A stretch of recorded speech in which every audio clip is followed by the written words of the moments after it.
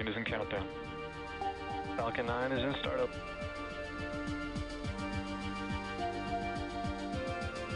Dragon, SpaceX, go for launch.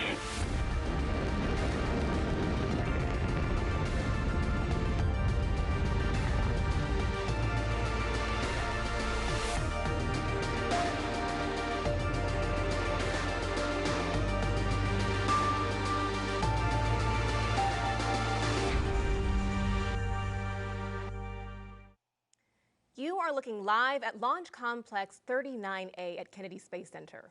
In just over 20 minutes, this Falcon 9 rocket will lift off, carrying the 28th commercial resupply services mission from both NASA and SpaceX to the International Space Station. Good morning and welcome to live coverage of the CRS-28 launch. I'm NASA's Jasmine Hopkins. Fueling of the Falcon 9 began about 15 minutes ago, and we're counting down to an instantaneous launch at 11:47 a.m. Eastern Time. This mission will deliver about 7,000 pounds of science, supplies, and equipment to the space station. And these missions help NASA and our partners continue research to better our life right here on Earth and help us as we explore deep space. Let's go now to SpaceX headquarters in Hawthorne, California, where Zachary Lupin is standing by to tell us more about the vehicle supporting today's mission. Zach? Thanks, Jasmine. Hello, everyone. My name is Zachary Lupin, and I'm an avionics reliability engineer here at SpaceX. And it's great to be covering today's mission in partnership with NASA. On your screen right now is a live view of SpaceX's two-stage Falcon 9 rocket with our Dragon spacecraft at the very top. Dragon is one of the few vehicles that can deliver significant cargo to the space station and the only vehicle that can deliver cargo from it. And to date, Dragon has visited the station 37 times and transported 280,000 pounds of cargo back and forth from the orbiting laboratory.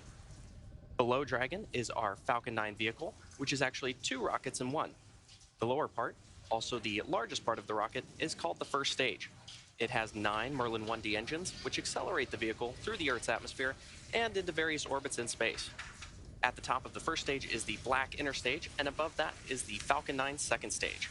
Now, the two stages will separate about 2.5 minutes into flight, and then the second stage will ignite its single Merlin vacuum engine, or MVAC engine, which is the 10th engine on the rocket, to carry Dragon to its desired orbit.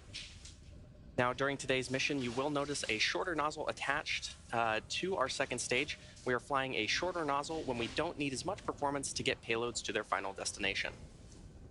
Now, for those of you following along, today marks SpaceX's 38th launch this year, 4th Dragon flight in 2023, and 237th mission overall. Now, Falcon 9 and Dragon were both designed with reflight in mind, and the vehicle hardware is built to support multiple missions with minimal refurbishment. Today's Dragon is flying for its 4th time and also marks SpaceX's 20th reuse of the vehicle. And the Falcon 9 first stage is flying for its 5th time, and we plan to recover and fly both the vehicle and the spacecraft again in the future. So far, we've reflown 170 first stages, including both Falcon 9 and Falcon Heavy, and we're planning to recover this booster on our drone ship, a Shortfall of Gravitas, which is currently stationed off the coast of Florida in the Atlantic Ocean.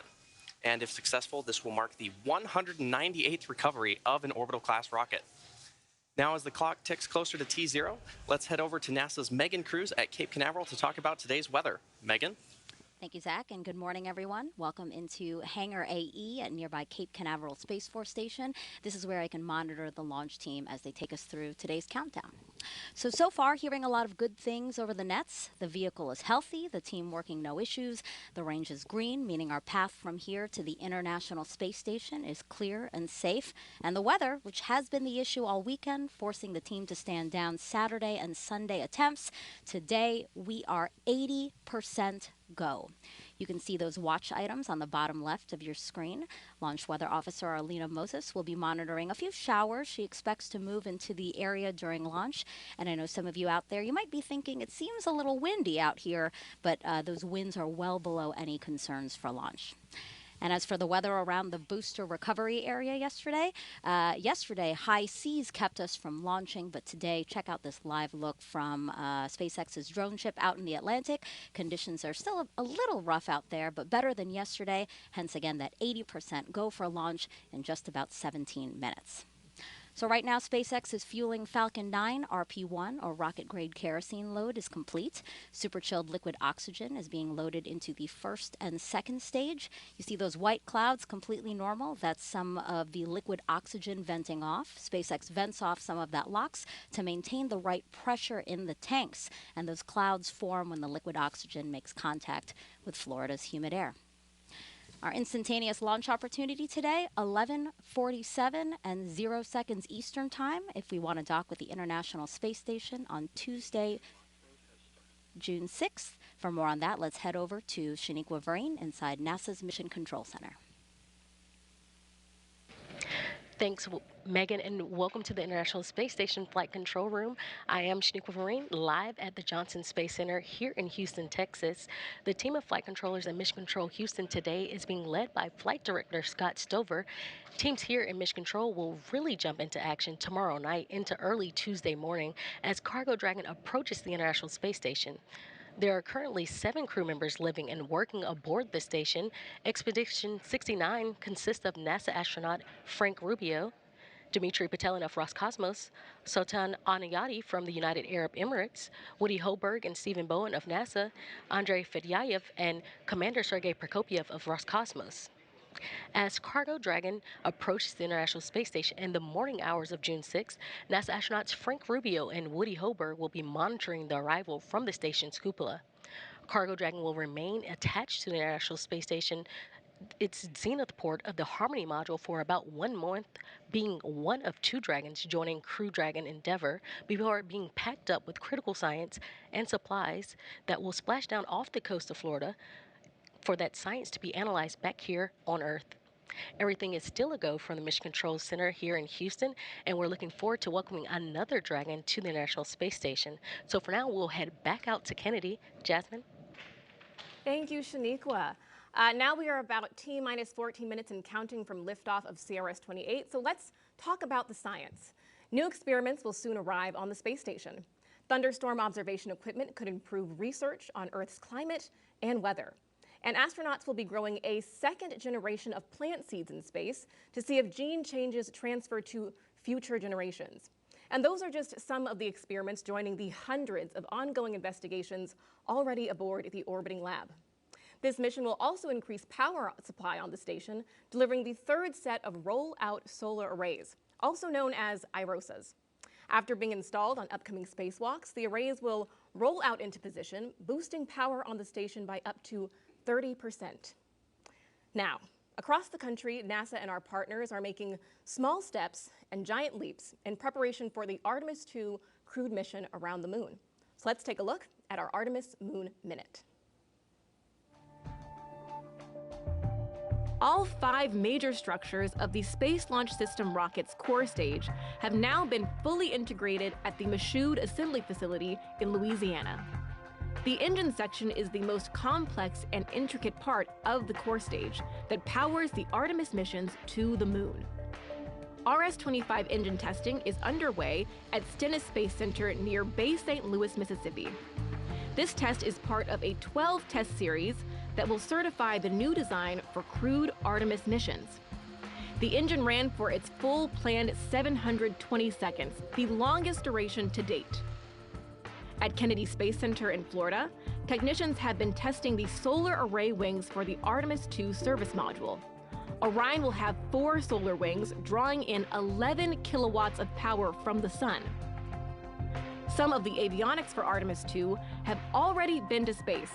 Technicians finished cleaning and removing avionics on the Artemis I crew module, which will be used on the Orion capsule for Artemis II in 2024.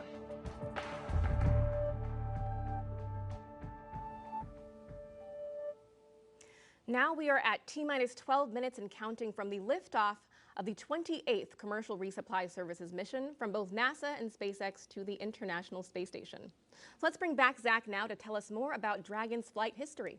Zach? Thanks, Jasmine. For those of you following along, you'll know that it's already been a very busy year and couple of weeks for Dragon vehicles at the International Space Station. CRS-28 marks SpaceX's 4th Dragon mission of 2023, following the launches of Crew 6, CRS-27, and AX-2. The Dragon spacecraft supporting today's mission will be joining Crew 6 and Dragon Endeavour, which have been on station since March. Now, in order to make room for AX-2 and CRS-28 at the Harmony Zenith port on the ISS, the 4 members of Crew 6 underwent a port relocation on May 6th. And put another way, Dragon moved parking spots to make room for the incoming Dragons. A few weeks later, on Sunday, May 21st, Dragon and the crew of AX-2 lifted off from historic Launch Complex 39A at NASA's Kennedy Space Center and arrived at station about 15.5 hours later. And this is Dragon's fastest launch to docking time for a human spaceflight mission. After 8 days of living and conducting research on the space station, Dragon Freedom undocked from the orbiting laboratory and returned the AX-2 crew back to planet Earth off the coast of Florida at 11:04 p.m. Eastern on Tuesday, May 30th.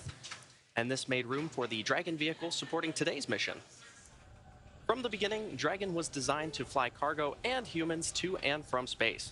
And since Dragon's first visit to the space station in May 2012, we've come a long way. In that time, as I mentioned earlier, Dragon has visited the ISS 37 times, and 9 of those missions carried crew. In fact, the first time Dragon flew people was just about 3 years ago with SpaceX and NASA's Demo 2 mission to the space station. NASA astronauts Bob Behnken and Doug Hurley took the first flight on Dragon on May 30th, 2020, returning human spaceflight capabilities to the United States for the first time since the space shuttle retired in 2011. The launch of Demo 2 also marked the first time in history that a commercial company successfully took astronauts to orbit. And since then, SpaceX has launched a total of 10 human spaceflight missions to space. And to help enable greater flexibility for future Dragon missions, SpaceX is preparing our neighboring pad, Space Launch Complex 40 at Cape Canaveral Space Force Station in Florida, to support both cargo and crew missions. As we fly more and more people to and from space, human spaceflight becomes more accessible and creates more opportunities for humanity to become a spacefaring civilization. And now I'll turn it back to Jasmine at KSC to take a look at one of the payloads flying on today's mission. Jasmine? Thank you, Zach. One experiment on CRS-28 could be used to predict your risk for certain diseases, aging, and how our bodies heal. Earlier this week, I got the chance to speak with the brains behind Genes in Space 10. Joining us now is Christine Anwaha, a high school student from East Chapel Hill, North Carolina. Welcome, Christine. Thanks for having me. Of course, happy to have you here. So can you tell us a little bit about how you're feeling a high school student with your experiment heading to the International Space Station? It's honestly a dream come true. This idea started off originally in my head, and now it's going to be a reality pretty soon, so I'm really excited. Of course, we love that excitement, Christine, and we cannot wait to see your dreams realized. Can you break down what is the Genes in Space 10 experiment? The experiment involved telomeres, and these are the repetitive sequences that cap the ends of our chromosomes. On Earth, telomeres normally shorten as we age, but for astronauts in space, they actually appear to get longer. And so with that, I developed an experiment to see if that process could be linked to the activity of stem cells. Now, in the development of that experiment, something really important was measuring telomere length. But it turns out that isn't something that can really be done on the ISS. Instead, experiments involving DNA length measurement need to be sent down to Earth, and that costs time and resources. So with that, the Genes in Space team and I got thinking, what if we developed an experiment that could help address that? And so we developed an experiment that will allow astronauts on the ISS to detect the 4-fold difference in DNA length. And so with that, it opens the door up for more kinds of research to be done on the ISS, such as into genetic monitoring, because being in space makes you more prone to genetic mutations. So that's something that can help with that. Also opens the door up for more research into telomeres to be done, and even broader. Christine, that is so exciting. And your experiment was chosen out of over 600 applications. So what advice do you have for students who are also interested in this opportunity? Yeah, I would just encourage other students to just explore their passions in space biology and pursue it as best as you can. That's what I did, and it led me to where I am here. Exactly. Very excited to have you here. And tell me, what are your plans after high school? I mean, you've got some great things on the horizon, right? Yeah, so in the fall, I'll be headed off to UNC Chapel Hill. I'm planning on studying either biology or biochemistry, and I'm really excited to get more involved with biological research in the future, especially space biology. Of course. Thank you so much for joining us today, Christine. Thanks for having me. Thanks again to Christine for speaking with us. And she is not the only student experiment going up on CRS-28. STEM engagement is very important to us here at NASA for the future of the Artemis generation. All right, now we are just about 7 minutes and counting until liftoff of CRS-28. So let's bring back Megan here on Florida's Space Coast and Zach live at SpaceX headquarters in Hawthorne, California, to walk us through the final moments of the countdown. Take it away. Thanks, Jasmine. It's T-minus 6 minutes and 50 seconds, and the SpaceX team is currently working no significant issues, and the vehicle is healthy. Weather is currently 80% go, and the range is ready to support today's mission. At this point, Rocket Propellant 1, or RP-1 fuel, is completely loaded on the second stage and nearly complete on the first stage. Liquid oxygen, or LOX, loading is currently underway on both stages and will complete at the T-minus 2 minutes mark to launch. We're also loading helium gas into both stages. Falcon 9 uses helium as a pressurant to backfill the propellant tanks as LOX and RP-1 are consumed by the Merlin engines during ascent. Helium load began before the broadcast went live and will continue to top off until about a minute and a half before launch. And about 40 seconds ago, SpaceX performed the engine chill.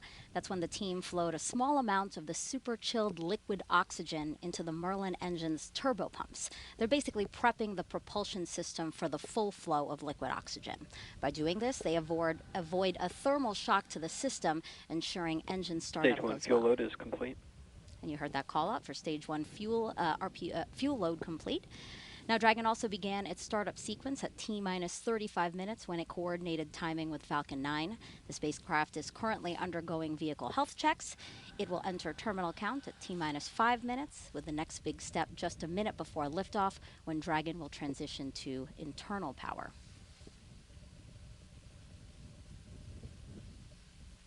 Now, you may have noticed those white clouds around the vehicle. Those are completely normal. They are chilled gas above the LOX tank liquid surface that we vent overboard to maintain pressure in the tank as needed.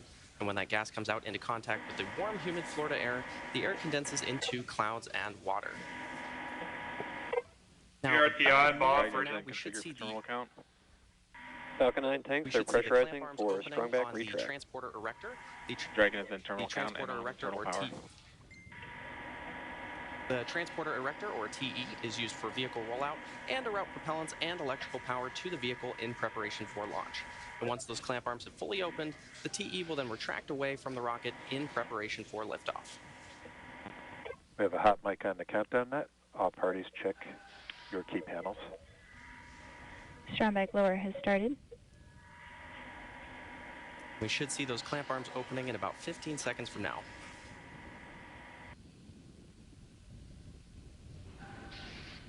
Now, those clamp arms are located just below the trunk of the vehicle, which is beneath the Dragon spacecraft.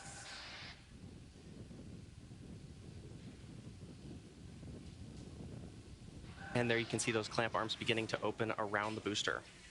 Now, in these last few minutes before T0, Falcon 9 is performing final health checks on its primary communications, avionics, and propulsion systems in preparation for flight. And we may hear callouts that engines are sufficiently chilled as we get a little closer to liftoff. Those clamp arms should be fully open, and the transporter erector, that strongback, is going to recline away from the rocket.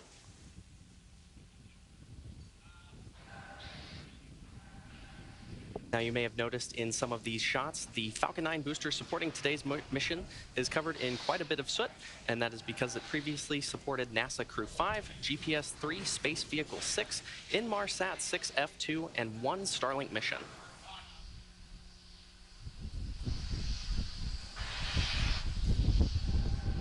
And you can see that strongback slowly reclining away from the vehicle. Stage 1 LOX load is complete. This launch will bring about 7,000 pounds of hardware, crew supplies, and science to the space station. One research project will study the effects of space on human DNA. Another will study the effects on plant DNA.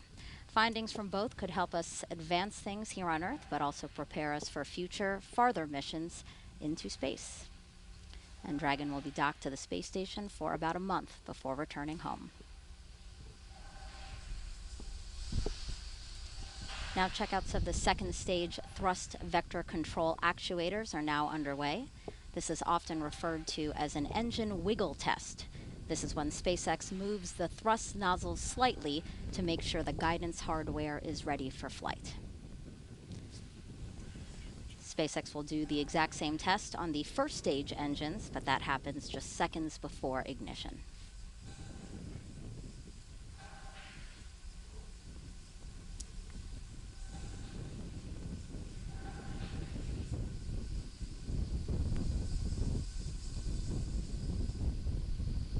Now, Dragon is also performing its final health checks to make sure all of the vehicle's primary systems are ready Stage for its 2 lock rendezvous load is with the complete. International Space Station.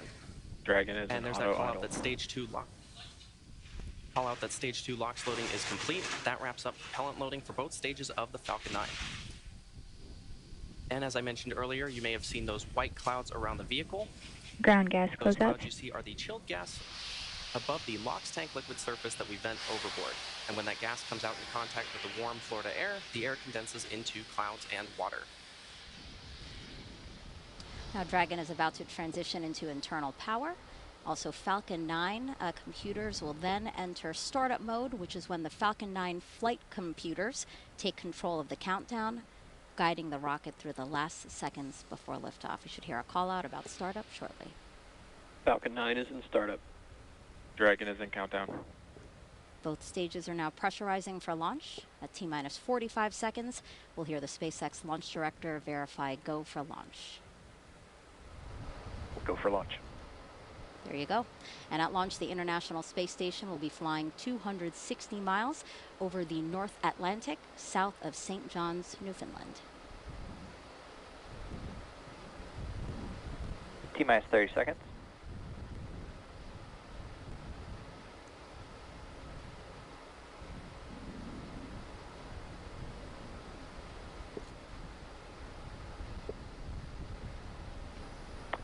Seconds. T-minus 10, 9, 8, 7, 6, 5, 4, 3, 2, 1. Ignition, engines full power, and liftoff of CRS-28. Go Falcon, go Dragon. Liftoff of about 7,000 pounds of science and cargo, including a new pair of solar arrays to boost power on the space station.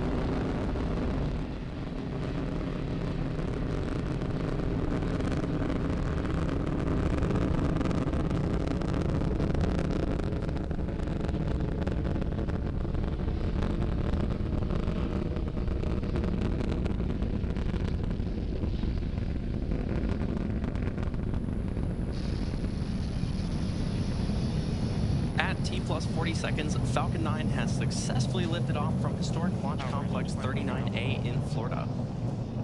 And we're now coming up on max Q in about 20 seconds from now. And this is the point of maximum aerodynamic pressure that the vehicle will go through during its flight. Falcon 9 is supersonic. And there's that call out that Falcon 9 is supersonic, traveling faster than the speed of sound.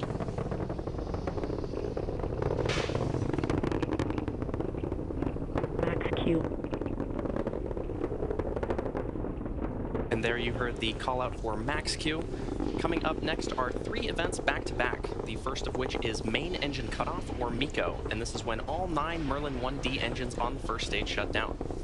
After those 9 engines shut down, the first and second stages will separate, and this is also called out over the nets as stage separation.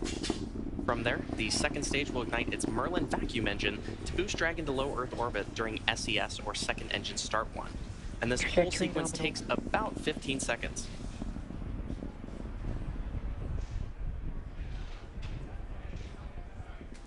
Should be expecting that call out for main engine cutoff in about 40 seconds from now.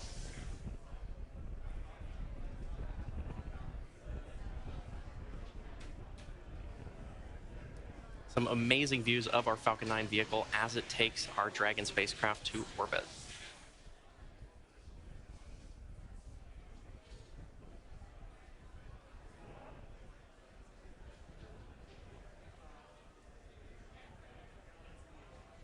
And in just about 10 seconds, we should see that main engine cut off.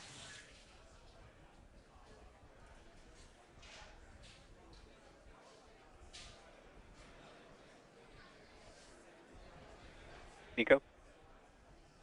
Stage separation.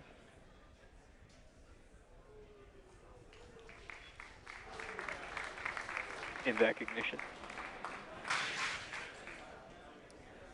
And there you heard those callouts and probably saw on your screen, main engine cutoff, followed by stage separation, and then second engine start 1. As I mentioned earlier, we're flying an MVAC nozzle, a shortened MVAC nozzle on our second stage. If you're just tuning in, you're watching a live webcast for the 28th commercial resupply mission to the International Space Station for NASA. This is SpaceX's 38th mission for 2023 and the 4th Dragon flight to the International Space Station this year. We lifted off from Kennedy Space Center's historic Launch Complex 39A just about 3.5 minutes ago. Now on your screen, on the left side, you can see our Falcon 9 first stage, which is going to descend back towards Earth, and the second stage on the right side of your screen, which is carrying the Dragon spacecraft. Now, as a reminder, today's mission marks the 5th flight for this Falcon 9 booster, which previously supported the Crew 5, GPS 3 Space Vehicle 6, Inmarsat 6F2, and 1 Starlink mission. In order to make its way back to our drone ship, a shortfall of gravitas, the Falcon 9 first stage has 2 more burns to execute. The first is the entry burn, where 3 of the Merlin engines will reignite. This helps slow the stage down as it re-enters the upper part of the Earth's atmosphere. The entry burn is followed by the landing burn, and this is a single engine burn that brings the vehicle's speed down rapidly in order to land on the drone ship. Now, occasionally with the Falcon 9 first stage on the left side of your screen, you may see some small white puffs, and those are nitrogen gas bursts that are used for attitude control. You can also see there on your screen a pair of the hypersonic grid fins. Falcon 9 is equipped with 4 of these grid fins, which are comprised of titanium, and they are positioned near the top of the first stage. Once in the atmosphere, stage 1 is only using the grid fins for steering as it makes its return to Earth. And these grid fins orient the rocket during re-entry and guide the rocket during its descent.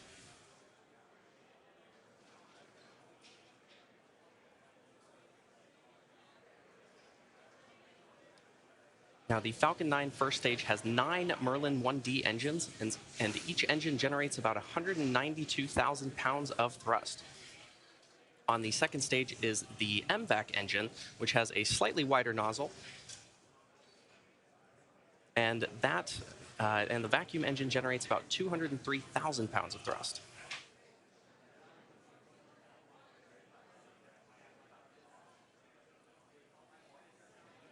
Next major milestone is going to be the first stage entry burn, which will take place just over a minute from now.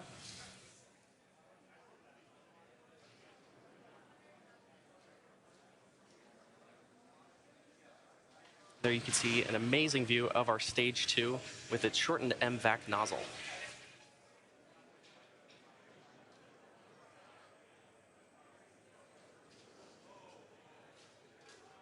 The Falcon 9 first stage, which is not currently on your screen, has reached apogee and is now beginning its descent back towards Earth. The second stage is continuing to take our Dragon spacecraft to orbit.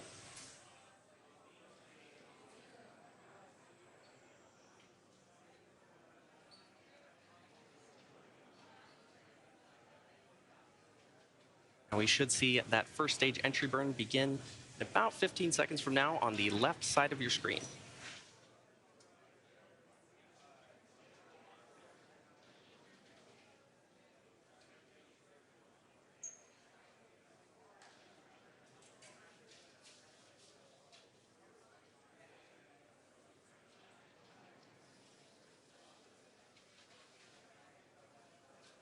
Stage 1, FTS has safed.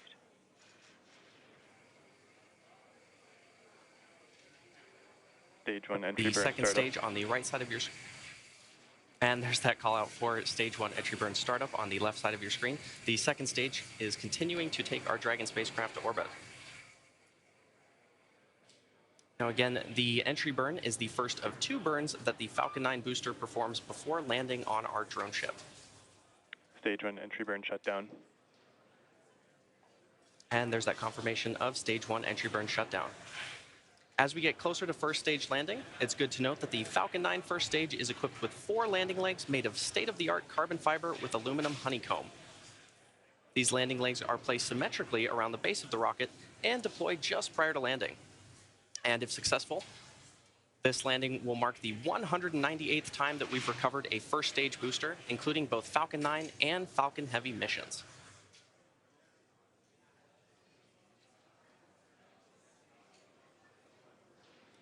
We are about 25 seconds away from that landing burn beginning. Stage 1 transonic. Now, as the rocket descends through the Earth's atmosphere, this really puts deceleration into perspective. In the span of less than a minute, we'll have reduced from twice the speed of a jet all the way down to 0 as the rocket lands. And as Falcon lands, we may also hear a call out that the second engine will shut off around the same time.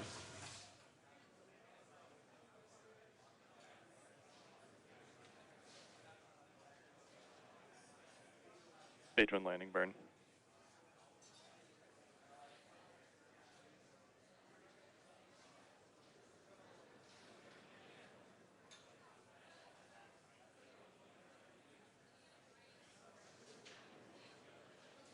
Landing leg deploy.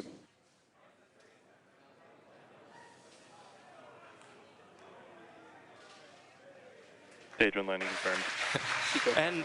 And there you have it. The Falcon 9 first stage that supported today's mission has landed for its 5th time, having previously supported Crew 5, GPS 3, Space Vehicle 6, Inmarsat 6F2, and a Starlink mission.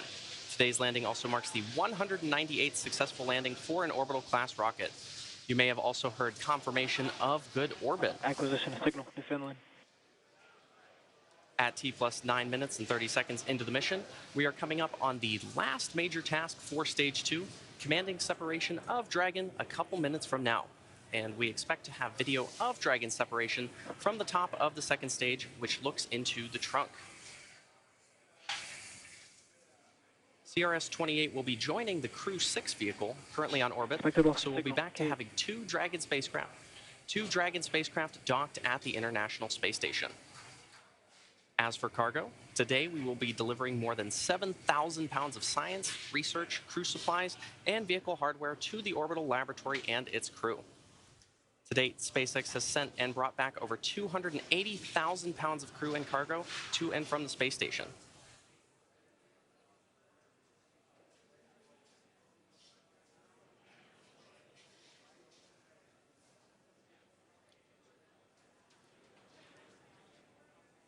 And we should be seeing Dragon separation about a minute and a half from now. As a reminder, this is the 4th flight for this Dragon capsule, having previously supported CRS-21, CRS-23, and CRS-25 to the space station. Today's flight also marks the 20th reuse of a Dragon vehicle overall. Now, Dragon has 16 Draco thrusters on board, each with the capability to deliver 90 pounds of force. There are 4 pairs of 3 thrusters spaced evenly around the capsule, as well as 4 forward bulkhead thrusters underneath the nose cone.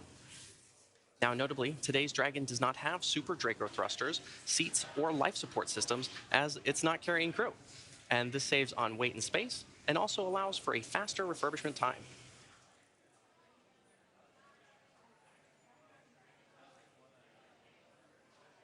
While initial designs of Dragon carried solar arrays extended outward from the trunk, the cylindrical structure located directly behind the Dragon capsule, the current Dragon has these arrays fixed directly to the trunk. And you may see at some point both a light and a dark side of the trunk, and that dark side is actually those solar panels, while the light side is a radiator to help cool the spacecraft.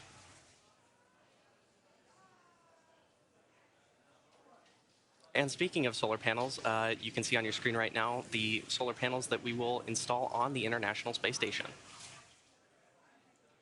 Once the Dragon capsule reaches the ISS, it will be able to autonomously dock using its navigation sensors, centerline camera, and light detection and ranging or LiDAR equipment.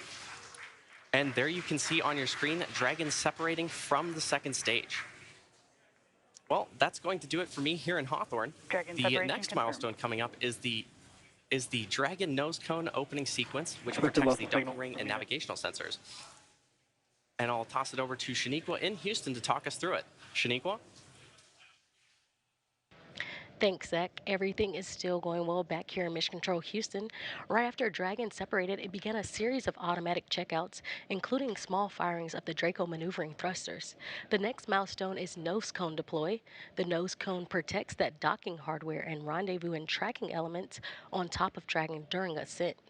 The nose cone deploy uncovers the 4 forward bulkhead thrusters, which Dragon will use for its major burn maneuvers. And we do have confirmation that that nose cone deploy sequence has begun. Again, major burn maneuvers will be Dragon nose cone deploy uncovers those major hardware. It will also uncover Dragon eyes, that rendezvous and tracking hardware that allows Dragon to know where it is in space and how to find the space station. Once open, the nose cone will stay in that position until the very end of its mission, closing prior to re-entry to provide some of that additional protection to the same hardware during re-entry. It does take about 5 minutes for a nose cone to open. We are looking for 12 hooks, 2 sets of 6 that will open here. And once open, we will see the nose cone deploy.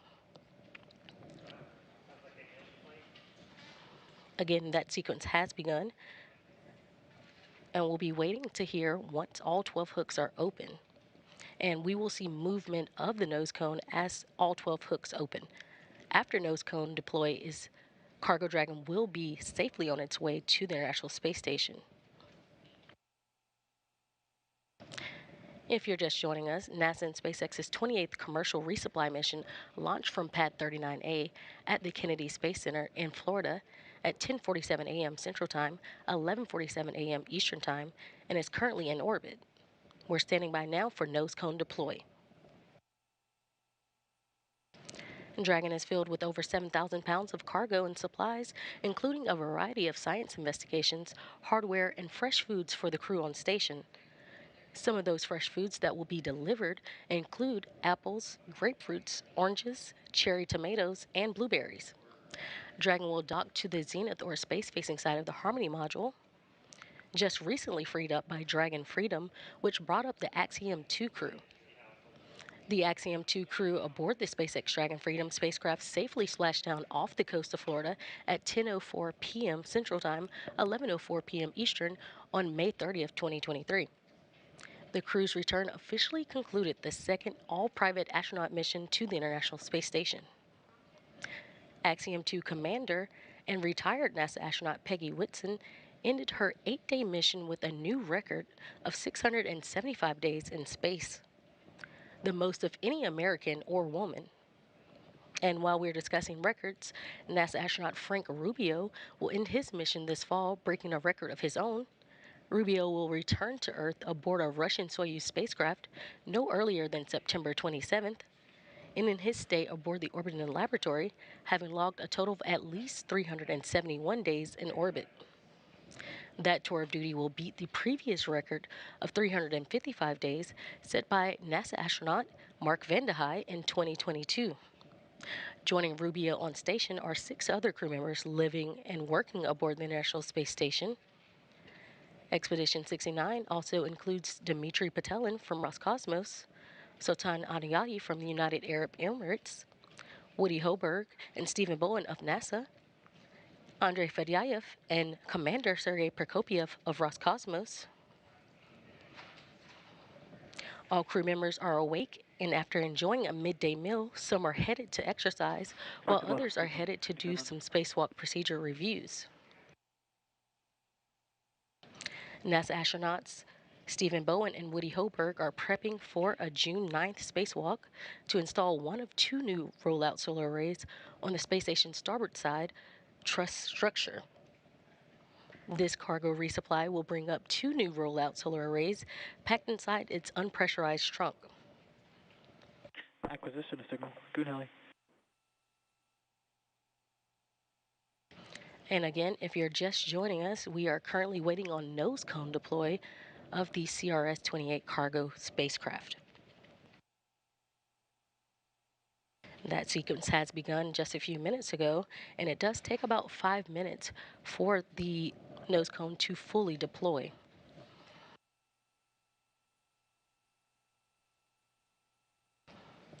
After confirmation of nose cone, that the nose cone has been deployed, we will have a special guest join me for a quick interview. He will talk a little more on what Dragon is bringing up and its benefits to the International Space Station.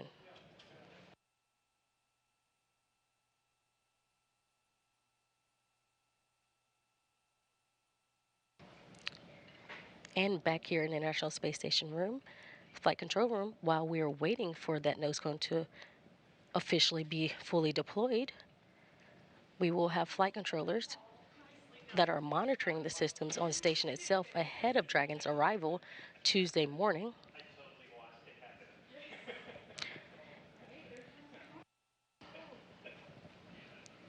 Again, once the nose cone is fully deployed,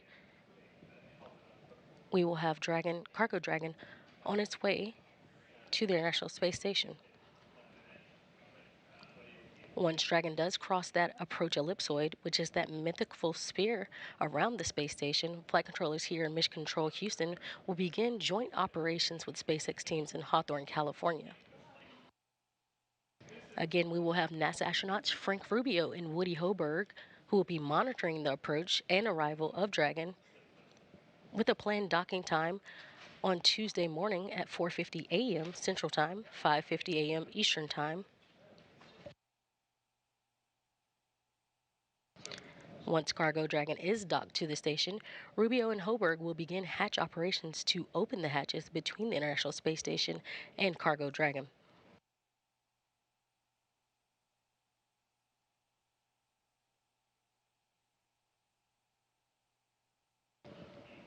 And again, this is live mission operations of the CRS-28 resupply mission to the International Space Station. If you are just joining us, we are currently waiting on the nose cone deployment of the vehicle.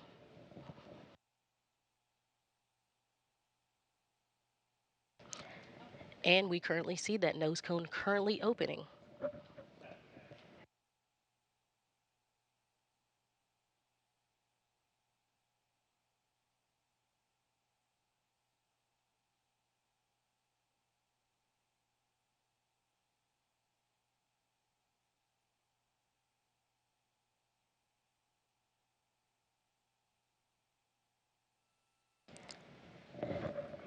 And we have confirmation of nose cone deploy.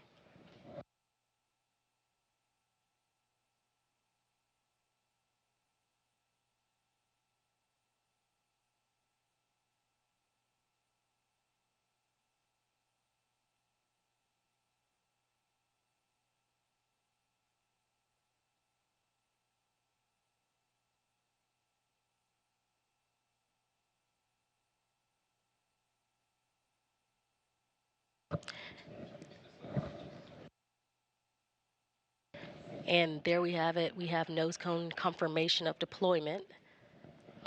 And now joining me on the phone is manager of the International Space Station Transportation and Integration Office, Phil Dempsey. Hi, Phil. Hey, Shaniqua. Thanks for joining me. And as we get into it, can you outline the major activities for the crew with CRS-28? I know we talked some of what's being brought up, but can you go a little more in depth for us? Sure. During this mission, there's quite a bit of research that has to be done. So the crew will start, unloading the Cargo Dragon. There'll be actually quite a bit of research that's done in time to complete it and return those samples to the ground at the end of this dock mission.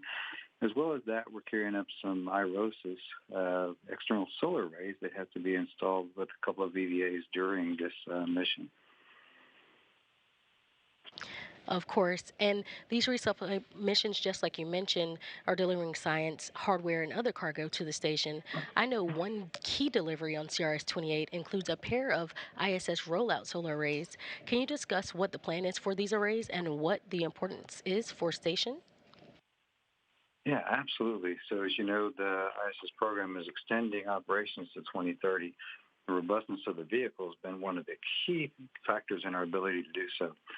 One thing we've seen is expected degradation of solar array performance over time. So these IROSIS will enable us to get back to beginning of life power levels. With this pair on the SpaceX 28 mission, we'll have augmented 6 of our 8 power channels further enabling the ISS program to continue full research utilization without interruption. That's why we're here in the first place. Thank you. And as always, I know it's a busy time aboard the International Space Station with cargo vehicles coming and going and multiple planned spacewalks. How complex will the next few months be for the station program and the global partnership? Sure. Well, as always, there's a lot going on. First we have the spacewalks to install the IROSAs, which I just mentioned. Those are actually some of the most complex that our crew performs.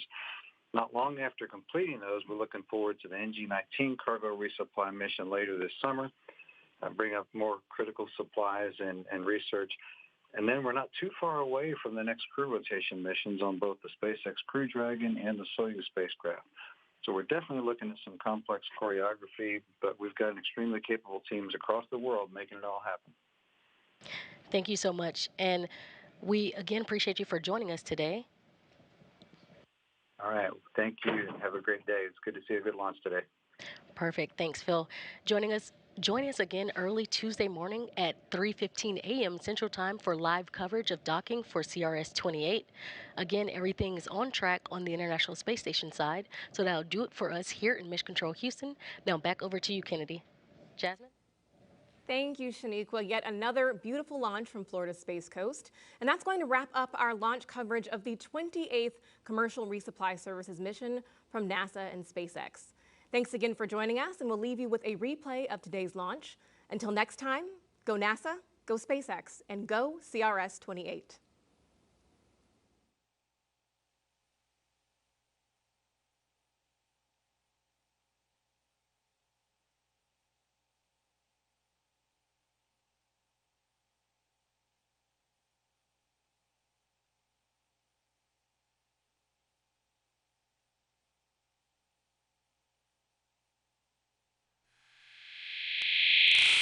And cargo, including a new pair of solar arrays to boost power on the space station.